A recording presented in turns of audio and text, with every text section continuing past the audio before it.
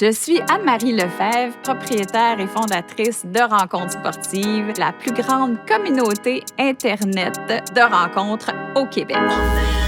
Nous, on a une thématique. On s'adresse à une clientèle d'adeptes de sport et plein air. C'est une manière de briser l'isolement aussi. C'est une manière de socialiser sans nécessairement être obligé de s'engager dans une relation amoureuse. Fait qu'on a une clientèle qui est là puis qui reste là d'année en année. Aujourd'hui, on a plus de 100 000 profils. Puis on en a même en France. Sur Rencontres sportives, on encourage les gens à avoir un premier rendez-vous en activité, en plein air, à bouger ensemble, de se rencontrer dans un contexte qui est plus naturel. Ça contribue à la possibilité de la création d'un lien qui est beaucoup plus authentique. Puis le fait de bouger, d'être dehors, bien, il y a les endorphines qui sont mises à contribution. Et donc, on est dans un meilleur état d'esprit, dans une meilleure disposition pour être soi-même, plus à l'aise dans le contact avec l'autre.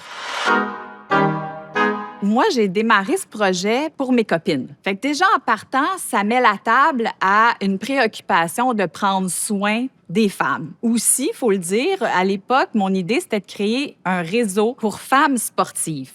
Mais là, bon, de fil en aiguille, puisqu'il y avait beaucoup de femmes célibataires dans le groupe, on en est venu à l'idée de dire, OK, on peut admettre les hommes dans notre groupe. C'est comme ça que ça s'est fait. Puis cette espèce de démarche a toujours, finalement, laissé des traces dans la façon dont le site est développé, le fait qu'on encourage les gens aussi à se présenter, non pas seulement en fonction de son contenant, mais de son contenu aussi. C'est une préoccupation qui est liée à la sécurité, évidemment. La sécurité, on parle aussi de la façon dont on vit l'expérience, que ce soit des expériences qui soient respectueuses, positives, constructives, saines. Tout ça, ça part vraiment du fait que moi, je suis une femme. Quand je développe une nouvelle fonctionnalité ou des nouveaux contenus, je pense à ça. Je pense que c'est toujours là, c'est toujours présent.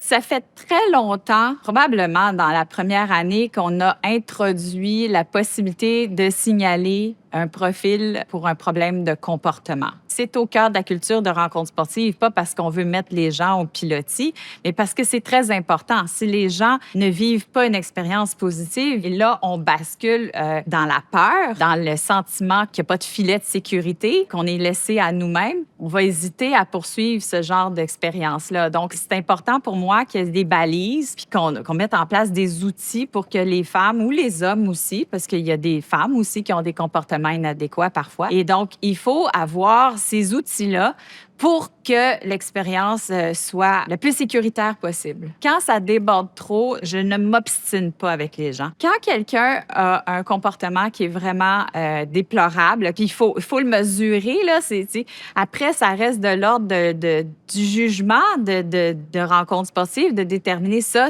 est-ce que ça déborde trop? Donc, on se réserve le droit de bannir un profil, puis on n'entre pas dans la discussion parce que ça sert à rien. Souvent, les femmes, quand elles signalent un profil, vont dire « je veux le signaler pour protéger mes sœurs ». Quand il y a un signalement, évidemment, on prend acte de chaque signalement. Et donc, quand on fait notre petite enquête, on est limité, évidemment, à l'expérience en ligne. On ne va pas dans la relation, on sait pas qu'est-ce qui s'est passé chez l'un ou chez l'autre, là. Quand on en vient à fermer un compte, souvent, la dame qui aura signalé un profil, elle dit, bien, je veux pas qu'il sache que c'est moi qui l'ai signalé. Dans ce temps-là, malheureusement, on peut pas faire grand-chose parce qu'on peut pas fermer un profil sans expliquer que c'est ça qui s'est passé. On doit lui expliquer le contexte. Autrement, il va nous écrire puis il comprendra pas, puis il va se réinscrire. Et c'est là que c'est un petit peu plus délicat. Mais il y a effectivement cette volonté chez les femmes d'aviser les autres. Fait que qu'est-ce qu'on a fait? C'est qu'on a une zone sur le site. C'est comme une espèce de pavé de la honte, on pourrait dire. C'est des photos d'hommes qui ont eu des comportements vraiment inadéquats. Pour qu'ils se retrouvent là, c'est parce que c'était assez important et assez problématique. C'est des profils qu'on avait fermés puis qui reviennent à répétition puis qui réussissent à se faufiler. On a mis en place cette zone-là pour que les femmes puissent nous aviser que si ce profil revient, qu'elles nous le disent. Et comme ça, on va pouvoir le fermer rapidement. faut faire attention aussi parce qu'on peut tomber dans la diffamation aussi. C'est délicat tout ça, mais nous autres, on le fait avec vraiment la conscience qu'il y a un risque associé à ça en tant qu'entreprise, mais en même temps, je préfère, moi, en tant qu'entrepreneur, prendre ce risque-là de, par exemple, de me faire reprocher de faire de la diffamation que de risquer d'avoir une femme qui a vécu quelque chose d'épouvantable, de très dramatique. Alors, je préfère assumer ce risque-là. C'est compliqué de faire de l'étude de profil parce que sur des applications, tout le monde peut s'inscrire avec un courriel. On peut se créer un courriel en quelques secondes, là. Puis on peut utiliser des photos qui ne nous représentent pas, piquées sur le web ou même fabriquées maintenant avec l'intelligence artificielle. C'est très, très compliqué de surveiller qui s'inscrit sur notre plateforme en tant qu'éditeur. Moi, je trouve que c'est un véritable casse-tête, puis ça le devient de plus en plus justement avec l'intelligence artificielle. Mais ça fait partie de notre responsabilité de toujours réfléchir à ça, de contrer les risques. Alors, mettre en place des outils pour sécuriser la clientèle. Bien, je pense que la plupart des applications ont des mécanismes, mais c'est vrai que nous, on est une plus petite communauté. Quand on pense à des Facebook rencontres ou des Tinder, des Bumble, c'est des millions d'utilisateurs. Donc, je ne sais pas comment ils font. Est-ce qu'ils ont vraiment une équipe de modérateurs qui sont là, qui sont disponibles 24/24 pour aller vérifier qu'est-ce qu'il y en est? Nous autres, on a la capacité de le faire, puis ça va toujours être là. C'est au cœur de la culture de rencontre sportive de prendre soin de sa clientèle.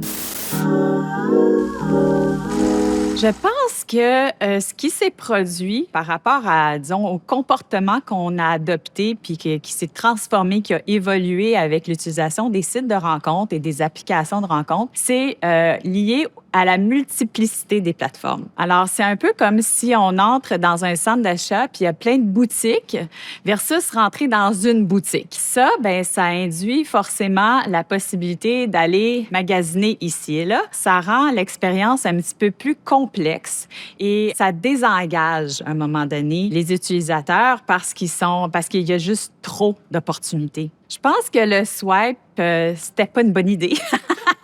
C'est pour ça qu'on l'a pas adopté sur Rencontre sportive. On stoppe l'expérience à une photo qui, souvent, selon mon expérience, n'est pas représentative de l'apparence de la personne. Le swipe est addictif, en quelque sorte, hein? On peut liker, on peut matcher, mais après ça, il n'y a pas de rendez-vous. On voit bien que souvent, ça aboutit à rien. Les jeunes puis les moins jeunes veulent se rencontrer en vrai. C'est quelque chose, c'est une tendance qui est très importante. C'est là, je pense que les applications sont là pour rester, mais nous, les éditeurs, on doit réfléchir à trouver des solutions pour que l'expérience reste agréable, redevienne agréable. Et puis, chez nous, on n'a pas le swipe. Alors, pour rentrer en contact avec un membre, il faut voir son profil. On s'intéresse beaucoup plus au contenu que seulement à des photos. Ce qui est le fun, c'est que nos membres en mettent du contenu. Le contenu, il est là, il est intéressant, puis on veut le valoriser parce que je pense qu'autant chez la clientèle plus jeune que la clientèle sur Rencontre sportive, on a des gens, la moyenne d'âge, c'est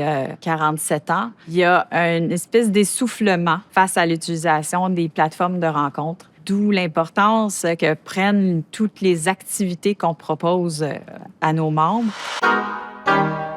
C'est évident que quand on prend rendez-vous avec quelqu'un qu'on ne connaît pas, il faut prendre quelques mesures de sécurité. Donc, on ne va pas rencontrer quelqu'un chez lui pour un premier rendez-vous. Moi, j'encourage les gens à avoir des rendez-vous en activité, en plein air. Eh bien, on ne va pas aux Adirondacks en covoiturage avec quelqu'un qu'on ne connaît pas. Ça aussi, tu sais. Moi, mon coaching puis l'expérience que je propose, c'est la première rencontre, la deuxième rencontre. Je ne suis pas dans la relation. Je suis dans les prémices de la relation. Puis pour ça, bien, les consignes que je propose, c'est vraiment de s'assurer d'avoir un maximum d'informations sur la personne qu'on va rencontrer.